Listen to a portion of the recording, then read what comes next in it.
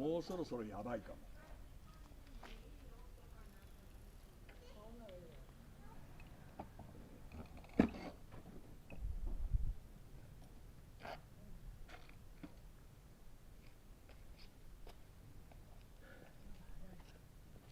パッキパキで、ほら